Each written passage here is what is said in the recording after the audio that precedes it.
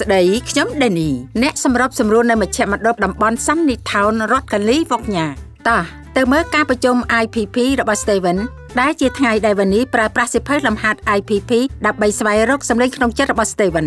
យើងនឹងឃើញវ៉ានីប្រើកម្មវិធីផ្ដោតទៅលើមនុស្សក្នុងកិច្ចប្រជុំរបស់ Steven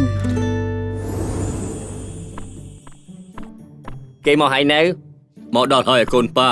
អរុនសួស្ដីគ្រួសារខាវរីខ្ញុំវិននីម៉ាខូសូខ្ញុំជាអ្នកសម្របសម្រួលសេវាកម្មថ្មីលើសេវាកម្មពេញវ័យរបស់ Steven ខ្ញុំមកដើម្បីណែនាំពីដំណើរការ IPP របស់ពួកអ្នកអូខេយើងចាប់ផ្ដើមទៅ Steven តើមានសំណួរអីអត់នោះជាអ្វីអូក្តាររូបភាពសម្រាប់ទំនាក់ទំនងជាមួយអ្នកគោថ្លង់ខ្ញុំត្រូវប្រើវាសម្រាប់ការប្រជុំ IPP នេះរសៀលនេះអូបងកំពុងគ្រប់គ្រងមនុស្សប្រមាណអ្នកដែរលើពី60នាក់ហើយម្នាក់មានគោលដៅនិងតម្រូវការផ្សេងគ្នាហើយខ្ញុំឲ្យសិភៅផែនការជីវិតនេះទៅឯងដើម្បីឲ្យគិតពីអ្វីដែលខ្លួនចង់បានតែឯងបានបំពេញក្នុងសិភៅនេះហើយនៅធ្វើរួចហើយយើងបំពេញរួចអស់ហើយអូខេល្អខ្លាំងណាស់ប៉ុន្តែមែននេះជាផែនការដ៏អស្ចារ្យណាស់ម៉ាន់ខូសូតើលោកមានបានអានអស់ហើយឬនៅ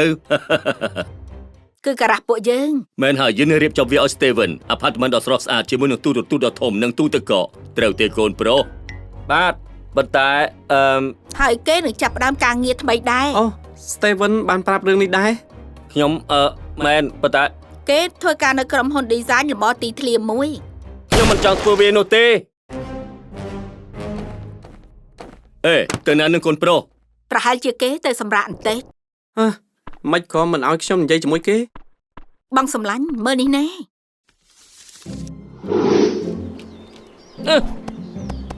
ហើយល្អមែន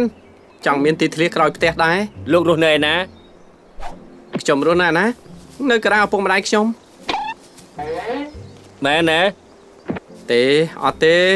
ហើយឯងក៏អត់បានដូចគ្នានឹងបើសិនជាឯងមិនចង់នោះខ្ញុំមិនដឹងថាខ្ញុំចង់បានអីនោះទេមិនអីទេ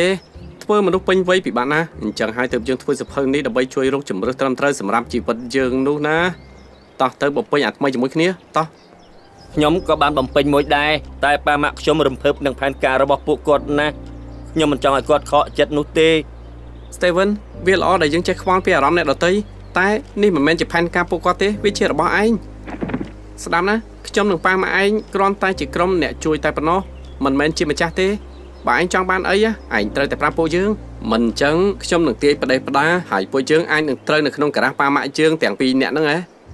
លោកកំ pl ែងណាខ្ញុំចូលចិត្តលោកអញ្ចឹងគិតយ៉ាងម៉េចដែរបើយើងទៅប្រាប់ប៉ាម៉ាក់ឯងពីអ្វីដែលឯងចង់បានហើយយើងបង្កើត IPP ជាមួយគ្នានោះបែបនេះល្អណាស់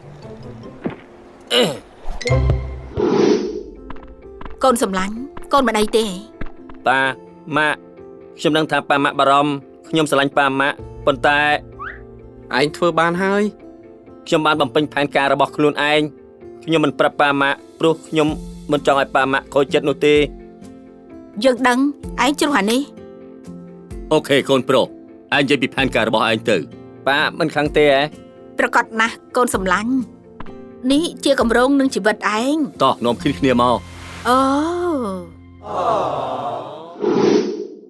អូខេ Steven ចាប់ផ្ដើមពីណានិយាយពីរឿងផ្ទះតើល្អទេក៏បានតាក់ទងនឹងផ្ទះមជ្ឈមណ្ឌលជួយរកជាជំរើសឲ្យឯងហើយចង់នៅជាមួយអ្នកពិការភាពក៏បានអ្នកធម្មតាក៏បានម្នាក់ឯងក៏ទៅបានដែរខ្ញុំចង់បានកន្លែងផ្ទាល់ខ្លួនមួយតែ Steven ឯងថាមិនចង់នៅម្នាក់ឯងខ្ញុំយល់ហើយតើកន្លែងណាដែលមិនធ្វើឲ្យឯងយល់ថាឯកាទៅខ្ញុំចូលចិត្តចេញក្រៅពេលថ្ងៃជាមួយមិត្តខ្ញុំម៉ៃយ៉ាហើយនឹងដេកថាម៉ៃយ៉ាជាមួយនឹង Dexter ពួកគេដូចជានៅ Sunny Oak អ្នកទទួលសេវាពីមជ្ឈមណ្ឌលយើងខ្លះក៏រស់នៅទីនោះដែរណាដឹងទេពួកគេនៅទីនោះមែនខ្ញុំចង់នៅទីនោះដែរខ្ញុំទៅសិនថាគេនៅសល់កន្លែងដែរទេវាពិតជាល្អខ្លាំងណាស់បងគាត់វាទុកផងមិនគូស៊ូកន្លែងបែបនោះមានតម្លៃយ៉ាងម៉េចដែរចាំស្ដាប់ណា SSI របស់ Steven រ៉ាប់រងថ្លៃចំណាយភាគច្រើនហើយនៅសល់គឺមជ្ឈមណ្ឌលចេញទេមិនបាច់ចាយលុយហៅប៉ៅរបស់ខ្លួនឯងទេគិតមិនដែរកូនប្រុសនេះទើបដូចជាផែនការវាគឺជាផែនការជីវិតផ្ទាល់ខ្លួនថែមទៀតផងមែនហើយរឿងបន្ទាប់ការងារអត់ design ទេអីមែនទេ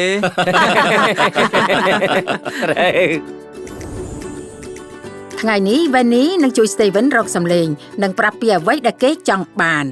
Vanny សួរសំណួរស៊ីជម្រៅហើយស្ដាប់ Steven និងឪពុកម្ដាយរបស់គេហើយគេក៏អាចវាយតម្លៃថាអ្វីដែលសំខាន់សម្រាប់ Steven ក្នុង IPP របស់គេ ចាំទុកណាម្ចាស់ផែនការសំខាន់មិនមែនគ្រាន់តែសរសេរក្តារមួយសន្លឹកឲ្យស្អាតទេគឺជួយបង្កើតជីវិតឲ្យប្រសើរឡើងទៀតផង